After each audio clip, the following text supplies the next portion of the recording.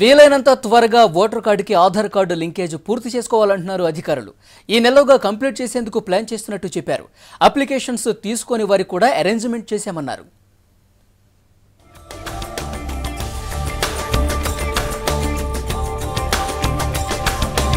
ఒక మనిషికి ఒకే ఓటు. ఇదే పనిలో బిజీగా ఉంది ఎలక్షన్ కమిషన్. ఓటర్ ఐడికి ఆధార్ లింకేజ్ ప్రాసెస్ ఇప్పటికే హడావిడిగా నడుస్తోంది. కొన్ని చోట్ల పూర్తయింది కూడా. సిటీలో వేల సంఖ్యలో బోగస్ ఓట్లు ఉన్నట్లు గుర్తించారు అధికారులు. సొంత గ్రామాల్లో ఓట్లున్నా ఇక్కడ కూడా ఓటర్ ఐడీలు తీసుకున్నారని, వాటన్నిటికీ ఆధార్ లింకప్తో చెక్ పడుతుందనేది అంచనా.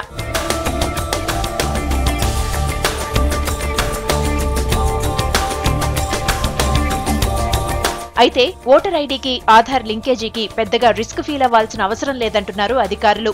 దీనికి సంబంధించిన ఏర్పాట్లు కూడా చేశామని చెప్తున్నారు. ముఖ్యంగా ఆధార్ సీడింగ్ మన మొత్తం రాష్ట్రంలో కానీ దేశంలో కానీ చేపట్టడానికి ముఖ్య ఉద్దేశం అంటే చాలా మటుకు ఒకే వ్యక్తి 2 చోట్ల 3 చోట్ల 4 చోట్ల ఓటర్గా నమోదు చేసుకుంటున్నారు. దానివల్ల డూప్లికేట్ ఓటర్స్ పెరిగిపోతున్నాయి.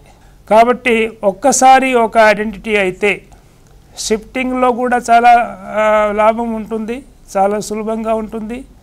రెండోది ఈ డూప్లికేట్ ఎంట్రీస్ కానీ మల్టిపుల్ ఎంట్రీస్ కానీ తొలగించడానికి కూడా చాలా మంచి అవకాశం ఉంటుంది. పెద్ద పట్టణాల్లో నా అంచనా ప్రకారంగా సుమారు 20% నుంచి 40% వరకు డూప్లికేట్ మల్టిపుల్ డెడ్ ఓటర్స్ ఉండొచ్చు.